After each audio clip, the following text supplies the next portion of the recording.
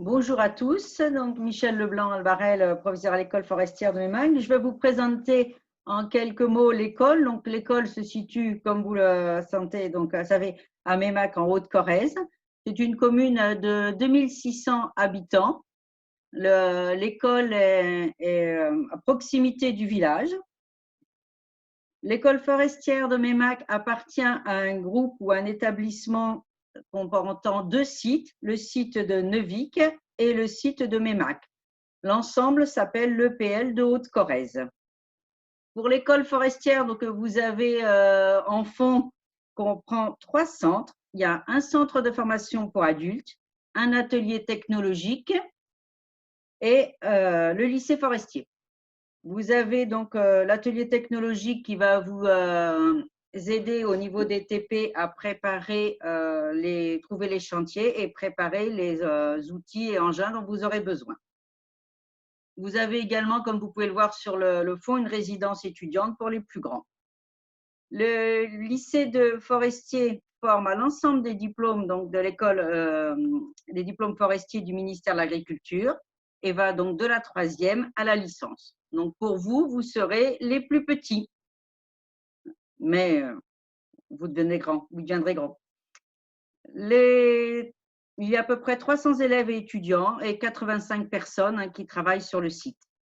Voilà un petit peu le point. Vous avez également ici quelques photos qui vous présentent l'ensemble des activités, mais nous y reviendrons plus tard. Et je vais laisser la parole pour la formation à Madame Faure, coordinatrice de la formation troisième, qui va vous présenter un peu plus en détaillé cette formation. Et nous reviendrons ensemble, si je répondrai à vos questions après.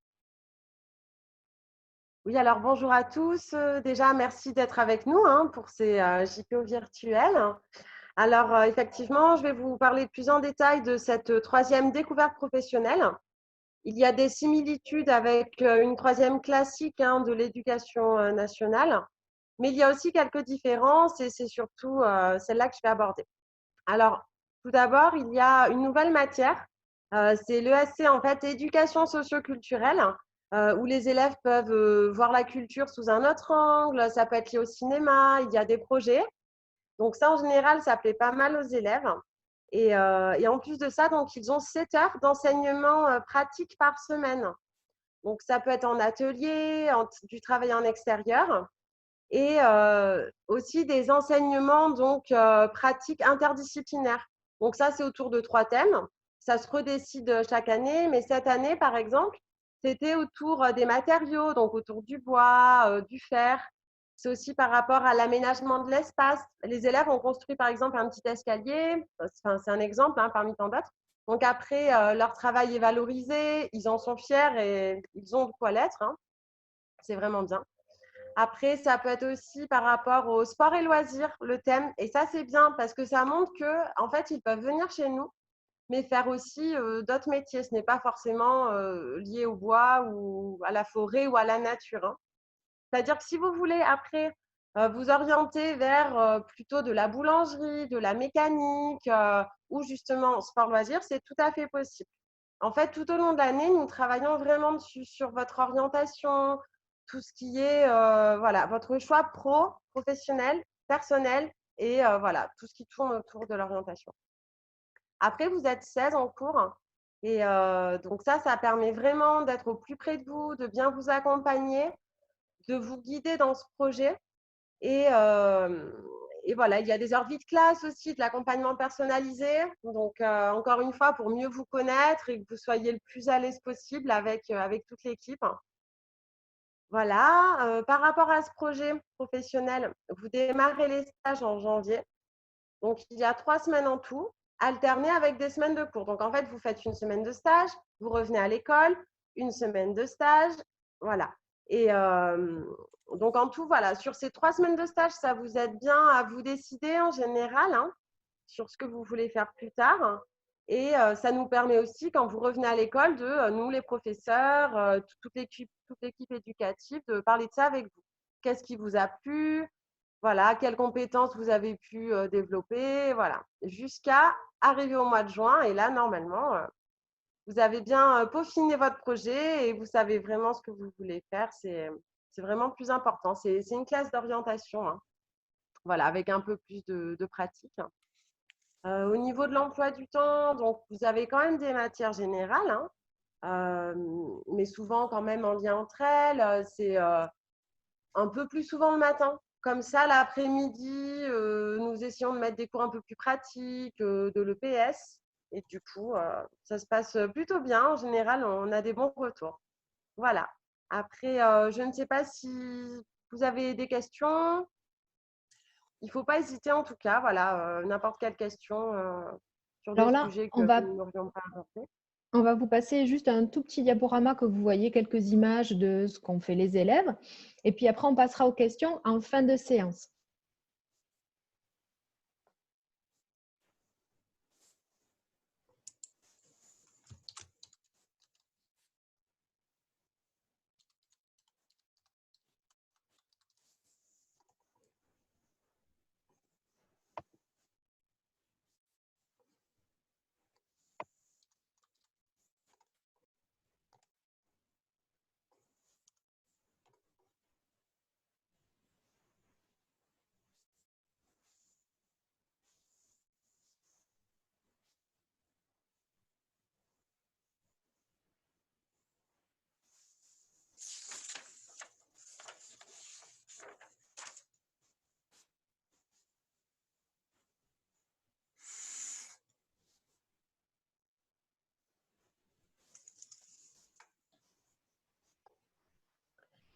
Peut-être maintenant, Madame Bermude va nous parler de la vie scolaire, tout ce qui se passe un petit peu en dehors de la classe.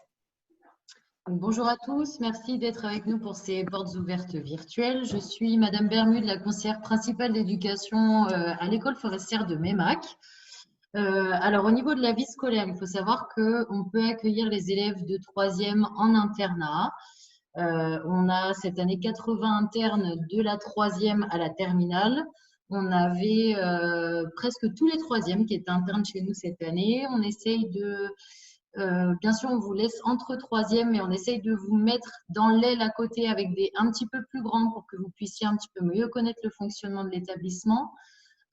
Pour les parents, on vous accueille les premiers temps pour que vous puissiez installer votre enfant, que vous voyez un petit peu l'environnement. On a des chambres de 2 ou 3 élèves à l'internat. Tous les soirs, il y a une étude obligatoire qui est encadrée par des assistants d'éducation avec des maîtres au pair aussi, donc des étudiants de BTS qui peuvent accompagner nos apprenants du secondaire dans les cours. On prévoit aussi de faire une soirée par semaine culturelle. Donc, on peut leur proposer diverses animations. On travaille énormément avec le professeur d'éducation socio-culturelle, ce dont vous parlez, Madame Fort, tout à l'heure. On essaye vraiment d'ouvrir la connaissance culturelle de nos jeunes. Donc, on leur propose des animations théâtre, cinéma, débat, jeux de société, que sais-je. C'est aussi sur la volonté des élèves. Ils sont vraiment moteurs et acteurs. On a d'ailleurs dans l'école forestière ce qu'on appelle une ALESEF, une association des lycéens, élèves, stagiaires de l'école forestière. Ils sont partie prenante dans cette association. Elle est gérée par les élèves avec toujours l'appui soit du prof de SC ou du CPE. On les accompagne bien évidemment, mais pour qu'ils puissent mettre en place des clubs qui proposent des soirées à thème, pourquoi pas aussi. On les accompagne tout au long. Après, au niveau de Meymac, nous, on a choisi cette année d'accompagner les jeunes vers l'autonomie, mais également pour préserver le rythme du sommeil. Lors d'un conseil qu'on a eu, on a décidé de demander aux jeunes de nous laisser les téléphones portables après l'étude du soir. Donc, l'étude du soir a lieu de 19h45 à 20h45 au niveau des rythmes des journées, mais ça, je pourrais peut-être vous en parler tout à l'heure si vous avez des questions. Les téléphones portables sont laissés la nuit dans la chambre des surveillants pour que justement ça ne vienne pas perturber le sommeil de nos jeunes, puisqu'on sait que l'utilisation en toute autonomie des outils numériques sont parfois un petit peu compliqués. Donc, on les accompagne aussi dans cette quête d'autonomie. Et enfin, nous, au niveau de la vie scolaire, on accompagne aussi les jeunes sur le projet d'orientation. avec l'ensemble des professeurs, mais également sur tout ce qui est ASSR2, qui est indispensable en fait pour passer le permis de conduire. Donc, on le fait aussi comme dans une troisième traditionnelle, mais on le fait aussi à MEMAC. Voilà pour la partie vie scolaire. Nous, on a une équipe après de 5 surveillants. J'ai aussi un adjoint. La vie scolaire est située dans l'établissement. On est là pour répondre à toutes vos questions. Les premiers temps, et notamment avec nos petits troisièmes qui sont les plus petits, en arrivant dans notre lycée, on est très présent pour eux parce qu'ils ont énormément de questions et c'est logique. Donc, quelquefois, le premier mois, on va dire qu'on a plus les surveillants un rôle de grand frère et de grande sœur. Mais on est toujours là pour eux, voilà. Donc, on est très disponible, on est sur place, il n'y a aucun souci, on n'a jamais mangé personne. Donc, on vous attend avec plaisir. Merci Aurélie. Est-ce que les autres membres de notre équipe pédagogique, Madame Lafont, Monsieur Perrier, auraient éventuellement quelque chose à rajouter sur le programme des troisièmes? Je veux bien. Madame Lafont?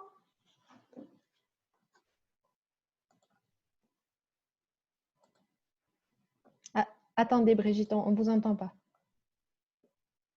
Dire le son. Voilà. Est-ce que c'est bon? C'est bon. Oui. Bonjour à tous. Donc, je suis Brigitte Lafont et je suis l'enseignante d'histoire-géographie. Je voulais juste rajouter que ces élèves de troisième professionnel passent également le brevet et on les prépare toute l'année à l'obtention de cet examen, qui est un examen important puisque c'est le premier examen qu'ils vont passer et donc on les prépare. C'est un petit peu différent que le brevet de troisième général.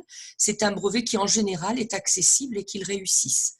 Et puis dernière chose, avec la vie scolaire, on travaille beaucoup aussi sur l'éducation à la citoyenneté. C'est important pour ces jeunes élèves. Voilà. Merci. Donc, Monsieur Perrier, donc moi je rajouterai juste un point par rapport à ce que Madame Bouillon vous a dit. Au niveau de l'EPI aménagement dans lequel je m'occupe, donc il y a différentes activités qui sont prévues sur l'année de troisième, avec des après-midi banalisés où on fera essentiellement du travaux pratiques et des aménagements. Alors cette année, au niveau des troisièmes, ce qui a été prévu de faire et qui a été fait, ça a été essentiellement des barrières en bois au niveau du tressage, la création d'un escalier. Et après aussi, il peut y avoir un aménagement au niveau d'autres choses au niveau du lycée, essentiellement. Et après, il est possible aussi de faire des projets sur l'extérieur. Merci. Alors, si vous voulez, on peut passer maintenant à la séance de questions-réponses. Si vous avez des questions, on vous écoute. Donc, soit vous levez la main, ce qu'on voit à la caméra, comme ça, soit vous levez la main par l'outil participant. Et normalement, vous avez dans cet onglet-là, en bas, dans l'onglet participant, vous avez un outil pour pouvoir lever la main. Et comme ça, on saura que vous voulez poser une question. Donc, on vous écoute. C'est au premier de se lancer.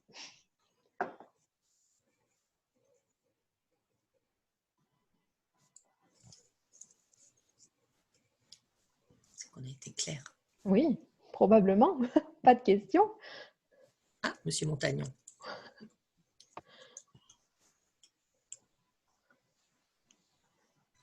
Alors, on peut leur poser des questions, nous, à ces jeunes? Bon, peut-être que vous êtes tous convaincus, alors. Que ça soit… Ah, si, on a, ça y est, on a la moindre question. Simon Gaël qui a une question. On vous écoute normalement. Hop. Voilà, on vous entend. Simon et Gaël.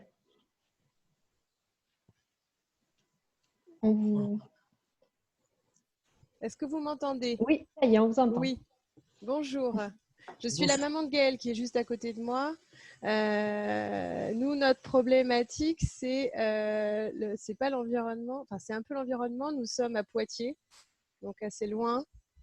Et nous posions la question de l'accessibilité à MEMAC. Comment ça se passe si vous avez, je ne sais pas si vous avez des médecins dans le coin, s'il y a un souci, est-ce que c'est à nous d'aller le rechercher en pleine semaine s'il est malade? C'est des choses qui peuvent être un peu compliquées à gérer pour nous par la distance. Et quand on a vu Madame Leblanc en février, quand elle nous a expliqué un petit peu tout ça, on était très, très enthousiastes. Et puis après, c'est un peu les questions qui peuvent être difficiles pour nous de savoir s'il y a un système d'arrivée de la gare. Elle nous a dit qu'il y avait un système d'arrivée de la gare pour aller jusqu'au lycée. Si c'était des choses qui étaient faites par beaucoup d'élèves, par exemple, cette année, ou si c'était rare d'être loin de Meymac. Sur les élèves qui sont présents cette année, je ne sais pas. Si vous pouvez nous donner leur expérience. D'accord. Alors, peut-être Madame Leblanc Ou Aurélie. Oui, Aurélie. je vais d'abord intervenir et après je laisserai Aurélie préciser si elle le souhaite. Pour la gare de Meymac, effectivement, elle est juste derrière l'établissement. Donc, les jeunes, allez, en 10-15 minutes, selon s'ils descendent ou s'ils montent, selon le vendredi ou le dimanche soir ou le lundi, peuvent venir à pied de la gare à l'établissement. Après, de Poitiers, on a toujours des jeunes ou des étudiants et très vite, on s'aperçoit que le covoiturage s'organise. Pour ce qui est des troisièmes, une petite précision. En général, les cours de troisième s'arrêtent le vendredi à midi de façon à ce qu'ils puissent rentrer avant la nuit chez eux. Alors oui, parce qu'on a regardé et les trains, il n'y a qu'un seul train à 16h de Meymac. Et le dimanche, on n'a qu'un seul train à Poitiers qui part à 15h.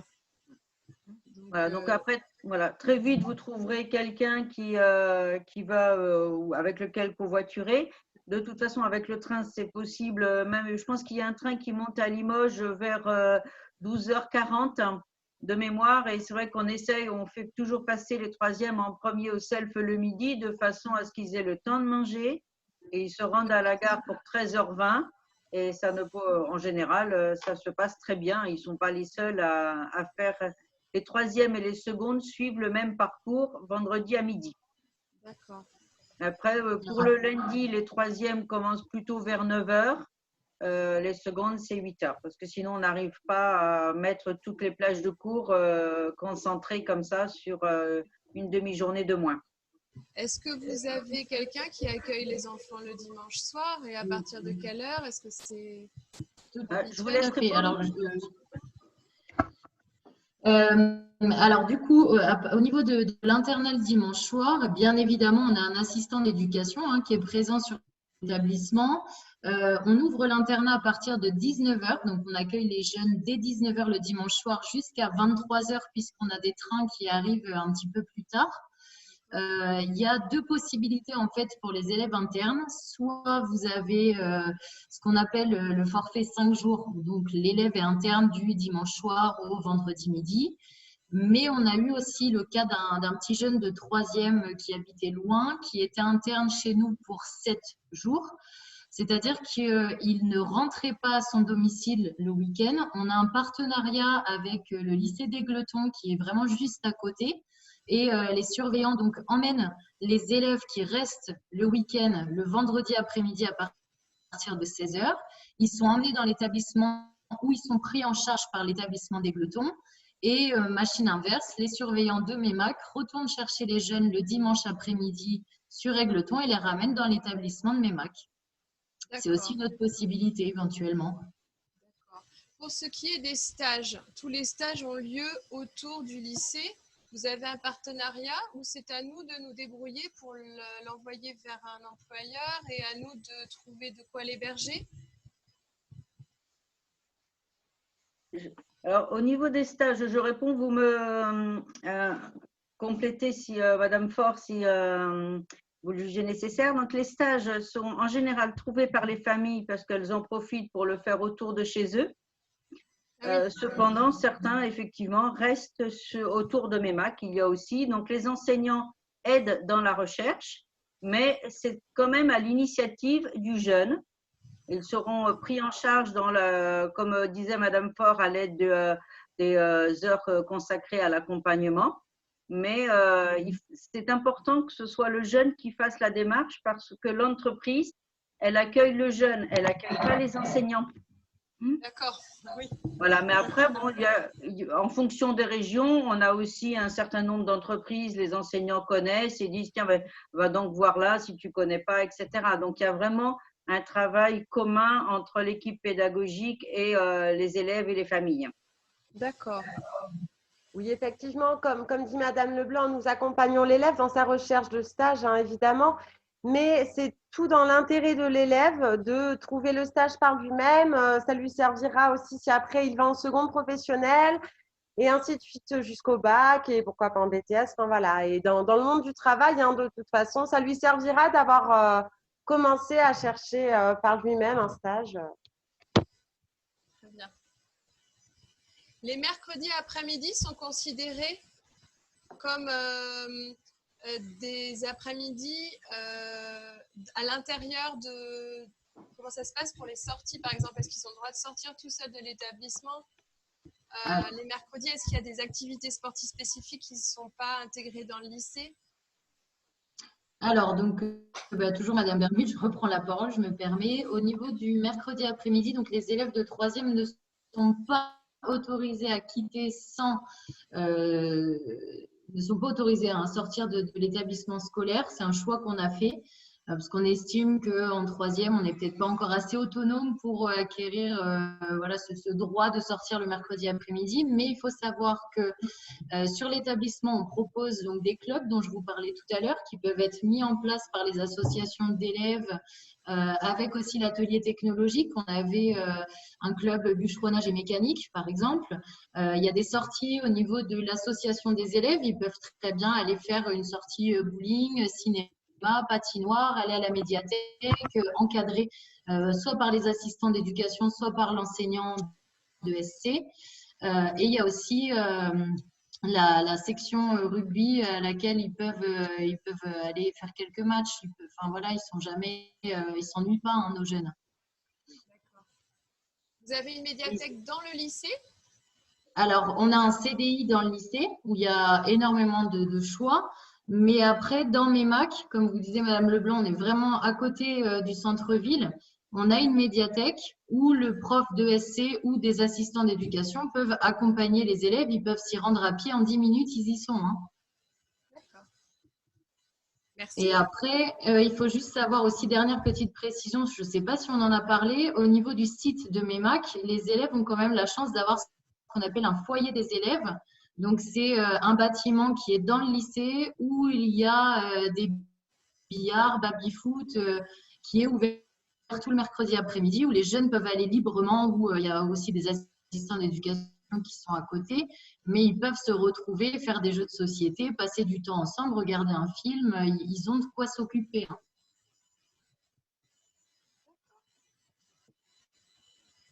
Merci. Pardon. On a une question de Enzo Roux. Hop. Voilà, on vous écoute. C'est pour savoir les cours qu'il y aura identiques, parce que j'ai pris option occitan et option allemand, et après les autres cours, parce qu'il ne doit pas tout y avoir à MEMAC. Alors, on regardera en détail pour l'occitan parce que, bon, vu que c'est une langue, on regardera parce que peut-être que c'est possible que tu continues à la pratiquer avec le CNED ou il y aura peut-être un autre moyen. Après, sinon, au niveau des langues, il n'y a que l'anglais qui est proposé à MEMAC. Et après, ouais, c'est ça. Il faudrait voir en spécificité si c'est possible. Peut-être qu'on en parlera en équipe. Je ne sais pas si Madame Leblanc, vous avez une autre réponse plus précise. Au niveau des langues, donc l'anglais est pratiqué sur MEMAC. Pour les autres langues, effectivement, vous avez raison, hein, c'est la seule façon, c'est par le CNED où l'on peut compléter une autre langue. Par rapport, vous posiez la question sur l'allemand. Bon, il faudra attendre la seconde, bien sûr, mais vous avez la section euro qui travaille en anglais, mais qui organise des échanges avec des écoles forestières allemandes. Donc voilà, là, ça peut vous retrouver un petit peu par rapport si vous avez une passion pour ce pays. Vous pourrez retrouver un petit peu de votre passion. Bien sûr, l'anglais étant majoritaire, nous n'avons pas assez de personnes désirant parler allemand. pour mettre en place ce cours sur l'établissement. Ok. Vous aviez peut-être d'autres questions sur les autres cours. Vous avez donc en troisième, je laisse peut-être Madame Faure reprendre peut-être l'ensemble des cours plus classiques. Oui, bah, après, pour les cours classiques français, après ESC dont nous avons quand même pas mal parlé, éducation socio-culturelle, histoire-géographie. Après, il y a l'éducation à la citoyenneté. Après, il y a aussi plusieurs parcours, là aussi, qui sont choisis en équipe, mais des parcours culturels sur lesquels vous travaillez toute l'année, le parcours citoyen, ça, c'est très important aussi. Le parcours dit plus éducatif, le parcours à venir, ça, c'est plus par rapport à l'orientation, ce que je vous disais tout à l'heure. Et le parcours santé aussi, voilà, c'est ça. Et donc après, pour les matières générales, oui, des mathématiques, physique, chimie, il n'y a pas beaucoup de changements. En fait, ce qui est différent vraiment, c'est que même dans les matières générales, nous essayons vraiment de créer un lien entre plusieurs matières. Donc, ce n'est pas toujours possible de le faire dans toutes les matières et tout le temps. Mais en général, c'est vrai que vous voyez bien un lien entre, par exemple, ça peut être ce qu'on fait en anglais avec ce que vous avez vu en histoire géo ou dans une autre matière pratique. D'accord? Voilà. Donc après, Madame Lafont veut parler depuis tout à l'heure. Donc, je lui laisse la parole avant de répondre. Je voulais juste répondre à Enzo Roux. En ce qui concerne l'occitan, il se trouve que dans MEMAC, on a donc, on vous a dit, un centre qui s'appelle Claude Alpaïs et où il y a un regard qui est porté sur l'occitan. Et je pense que si vraiment tu es intéressé et que tu veux pouvoir parler occitan, tu trouveras les mercredis après-midi des personnes, alors pas toujours très jeunes, mais aussi des personnes qui pourront discuter avec toi en occitan. Hein. Et il y a des livres également en occitan que tu trouveras au Claude Alpaïs. Alors moi je parle pas occitan donc j'ai pas dû bien le prononcer, mais tu vois on est dans la grande Occitanie aussi à MEMAC et donc tu pourras si tu es vraiment intéressé trouver à discuter éventuellement. Et puis par internet, je pense qu'aujourd'hui comme on arrive à faire une réunion virtuelle, on arrive aussi sans doute à parler occitan sur internet. Oui, voilà. Voilà. Et puis après, pour tout ce qui est enseignement pratique, je ne sais pas, peut-être que Monsieur Perrier peut donner plus de détails. Ben après, au niveau des détails, c'est vrai que ce qui se fait souvent aussi avec un des profs d'agroéquipement, c'est tout ce qui est les débuts de la maintenance de certaines machines, apprendre à connaître un peu tout ce qui est tronçonneuse, etc. Sans s'en servir, bien entendu, mais c'est au moins déjà comment on tend une chaîne, comment on peut arriver à affûter une machine. Ça, c'est les bases au niveau de l'atelier. Donc, il y aura aussi des cours en atelier par rapport à ça.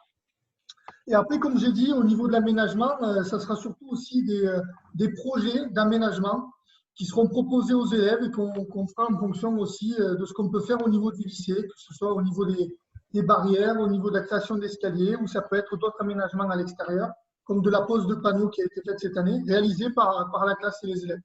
Voilà. Bonjour.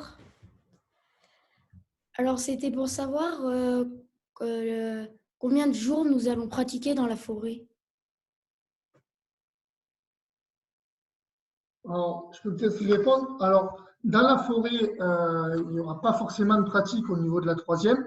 Voilà, la priorité, ça sera essentiellement dans l'enceinte du lycée. Après, il faut savoir qu'on a un peuplement forestier dans l'enceinte du lycée, ce qui va nous faciliter la tâche au niveau des travaux pratiques.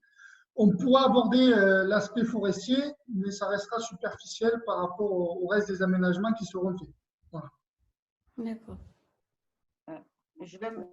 Mais on Et puis abordera encore une fois, donc même si vous êtes dans un lycée forestier, vous êtes là en troisième découverte professionnelle. Donc, ce n'est pas encore en seconde où vraiment là, c'est plus un choix. C'est vraiment pour vous aider à vous orienter. Donc, certains ne voudront pas forcément rester en forêt. Donc, voilà. Après, ce ne sera pas non plus tout centré sur la forêt, quoi. Après, si je peux me permettre de rajouter une chose, vous allez être quand même dans le même lycée, dans le même établissement que des jeunes qui seront plus âgés que vous, qui seront en formation déjà de bac pro forêt. donc ils auront déjà un pied à l'étrier. Donc vous pourrez leur poser des questions par rapport à la formation, par rapport à leur ressenti aussi. Et puis le fait d'être dans le bain d'un lycée forestier comme ça peut vous donner l'envie de poursuivre et vous aurez déjà des bases dans le milieu forestier. Ah oui, oui, mais ça c'est sûr, hein, vous vous sentirez mieux déjà, si vous voulez vraiment continuer, vous vous sentirez mieux quand vous arriverez en seconde. Hein. Vous vous sentirez déjà de la maison, en fait. Je vais peut-être apporter une précision réglementaire. Donc, il s'avère que la réglementation interdit aux jeunes de moins de 16 ans d'utiliser une tronçonneuse. Donc, lorsque du petit diaporama que vous a passé Madame Bouillon, vous aviez pu voir l'équipe des troisièmes autour d'une pancarte en bois qui était dans la forêt entre Meymac et derrière Saint-Angèle, entre Meymac et Neuvic. Et ces pancartes étaient réalisées par les troisièmes. Donc, vous allez en forêt, vous allez aller peut-être, comme dit Monsieur Perrier, plutôt autour de l'établissement, mais vous avez pu voir derrière moi, hein, voilà, c'est l'établissement, donc on ne manque pas d'arbres autour. Donc, vous serez en forêt, je dirais, du matin au soir, entre guillemets. Cependant, la réglementation nous oblige à attendre vos 16 ans pour pouvoir vous mettre une tronçonneuse entre les mains.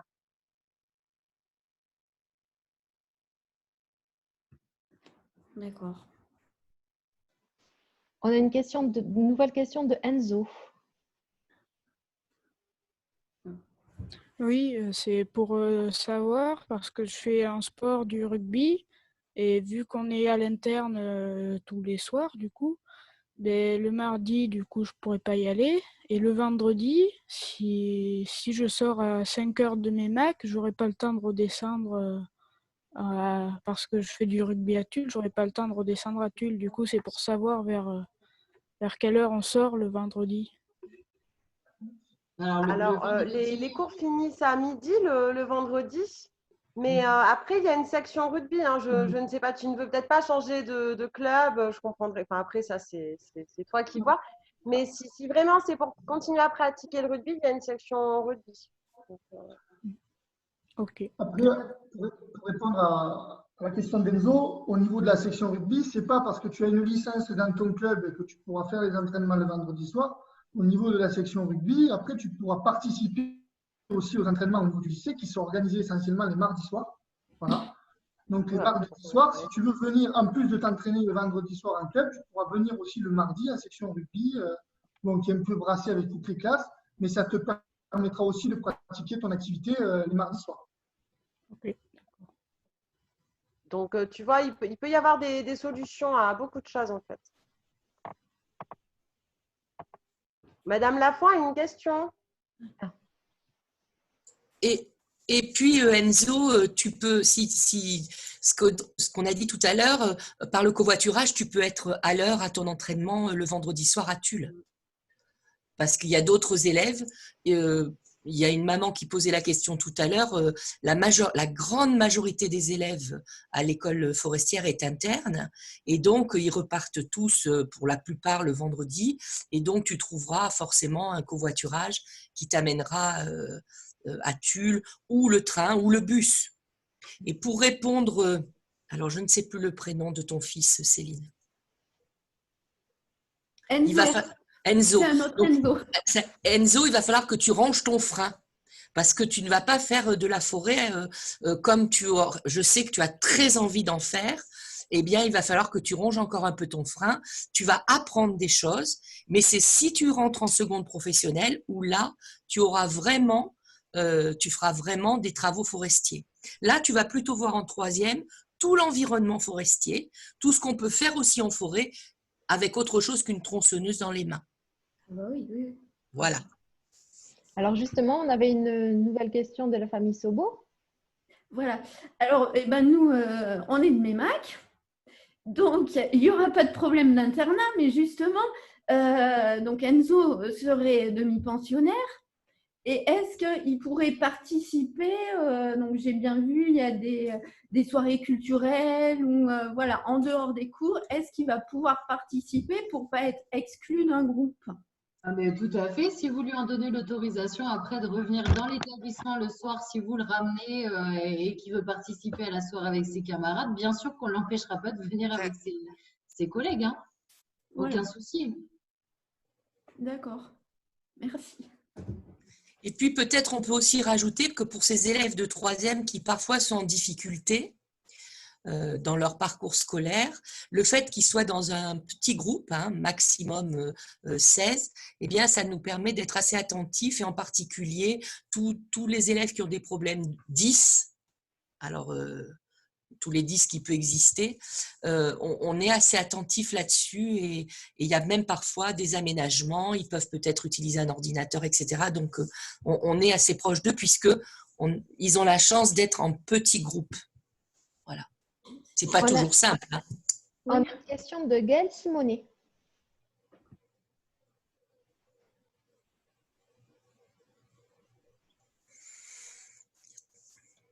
Il n'y a pas le son. On vous écoute? Oui. La petite appréhension qu'on avait pour notre fils, on a eu la psychologue scolaire qui nous a appelé hier parce que par rapport à son inscription en dehors de notre département, et son inquiétude, c'est qu'il n'avait pas forcément le profil. Donc nous, on était un petit peu dubitatif parce que Gaëlle a d'excellents résultats scolaires et elle nous disait qu'il fallait qu'il réfléchisse parce qu'il allait peut-être se fermer des portes. Sauf que Gaël, lui, il a vraiment envie d'être garde forestier. Et donc, on avait besoin de soutien de votre part, enfin d'explications par rapport à ça, parce que vous parlez d'enfants en difficulté. Alors, Gaël, il est à haut potentiel et dysgraphique, donc il a des particularités. Mais notre question, c'était, lui, de toute façon, il est dans sa tête parti pour venir à MEMAC. Mais la psychologue nous disait que il ne serait pas forcément prioritaire puisqu'il n'était pas un élève éventuellement fragile scolairement. Donc, je vais me permettre de répondre. La troisième est ouverte à l'ensemble, hein, c'est une troisième prépa métier. Elle est ouverte à ceux qui veulent découvrir ces métiers. Après, avec une troisième, vous pouvez soit faire une seconde professionnelle, donc c'est vrai qu'on a à peu près, hein, si on vous fait un peu de statistiques, on a une grosse moitié des troisièmes qui demandent à faire une seconde pro forêt chez nous, une partie qui vont aller en seconde pro, mais à Neuvik dans l'aménagement sport et loisirs, comme vous a parlé Madame Faure en début, et puis une autre partie qui vont soit vers une seconde générale, ou un CAP, ou vers d'autres métiers. Donc, c'est vraiment, il y a toute une latitude. Quelqu'un qui a un très bon dossier en troisième, s'il veut repartir vers une filière générale, ce n'est pas parce qu'il a une troisième prépa métier qu'il ne peut pas aller en seconde générale. C'est ce qu'on avait bien compris en discutant avec vous. Par contre, au niveau des effectifs, vous êtes limité à un certain nombre d'élèves. Oui, est-ce que vous savez, en plus avec le confinement et le Covid, est-ce que vous savez à peu près à quel moment vous allez avoir les effectifs qui seront acceptés dans votre lycée? Là, vous me posez une bonne question. J'aimerais bien y répondre, mais effectivement, par les temps qui courent, les dates en général, on le sait fin à peu près, on va dire, 3e semaine de juin. D'accord. Très bien. Et c'est à partir des collèges que vous acceptez les demandes, c'est ça? Oui, c'est-à-dire que c'est à votre collège de faire la demande. Et ensuite, en général, on nous demande un avis ou pas. Et après, il y a une commission départementale qui place les troisièmes. D'accord. Et après, donc nous, on fait partie avec Madame Bermude, on assiste au classement des troisièmes sur le département de la Corrèze. D'accord. Donc, si on n'est pas du même département, on ne sera forcément pas prioritaire, j'imagine. C'est s'il reste de la place. Non, ça ne se fait pas comme ça. C'est-à-dire qu'en fait, vous allez être accepté et nous, on va nous dire quand on va avoir la commission d'affectation, il y a tant d'élèves qui demandent en dehors du département. Donc, c'est vrai qu'en général, on les connaît, ceux qui viennent d'en dehors du département. Et en général, on a déjà donné notre avis. Oui, d'accord. Ça ne pose pas de souci. En général, bon, vous voyez, le jeune là qui est pensionnaire 7 jours, il n'y a pas eu de souci, il est rentré, ça s'est très bien passé. Voilà, nous, quand on est arrivé en Corrèze, bon, bah, il vient d'ailleurs, bah oui, il vient d'ailleurs, et alors, c'est pas gênant. Et qui avait, je me permets juste d'ailleurs par rapport à ce petit troisième qui est interne chez nous 7 jours, un excellent dossier scolaire. Et est-ce qu'on a la possibilité, par exemple, sur certains moments où il n'y a pas possibilité de train, il y a des problématiques, vous pouvez, sur des grèves de train, je ne sais pas, maintenir l'élève dans le lycée d'à côté, comme vous disiez, ou là, c'est vraiment que si on l'a inscrit 7 jours sur 7 dès le départ?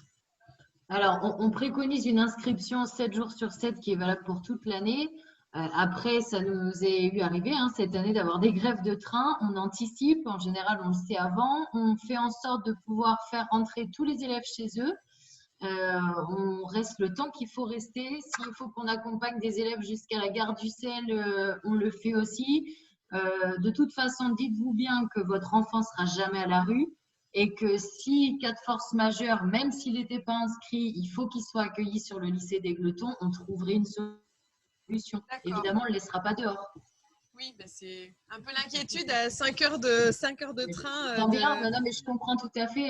Je peux entendre votre inquiétude, mais pas de panique, on les gère, on n'a jamais perdu personne. Donc, on fera en sorte aussi de s'occuper de Gaël, il n'y a pas de problème. Ça marche, merci. Et vraiment, alors moi, je voulais juste rajouter, si Gaël veut faire garde forestier, je pense qu'il trouvera vraiment sa place chez nous. Et quand je dis chez nous, je parle de l'EPL en général, parce qu'à Neuvic, ça peut être une bonne orientation aussi. Donc, voilà. Ça pourrait être dommage de se priver de venir chez nous parce qu'il a un bon dossier, justement. Au contraire. Super. Ça lui fait plaisir d'entendre. Par contre, soyez vigilantes et insistez bien parce que la rétention d'élèves, ça arrive aussi. C'est-à-dire qu'on ne veut pas le laisser partir. Oui, non, on va faire pour que Gaël choisisse en toute connaissance de cause. Effectivement. Voilà. Et puis Gaël, il va se faire des copains qui habitent pas loin et s'il y a vraiment des problèmes un jour de grève de train, il trouvera aussi des hébergements. Ils sont jamais en manque d'être hébergés, nos élèves. Jamais, jamais, jamais. Ils trouvent toujours des solutions. Bon, c'est très rassurant, merci. Et vous parliez de tout le contexte. Meymac, c'est une ville qui n'est pas très grande, mais où vous trouvez tout. Médecins, pharmaciens, tout est sur place, supermarché, etc. Donc, il n'y a aucun souci. D'accord. Merci. Merci aux familles et bon été et rendez-vous en septembre.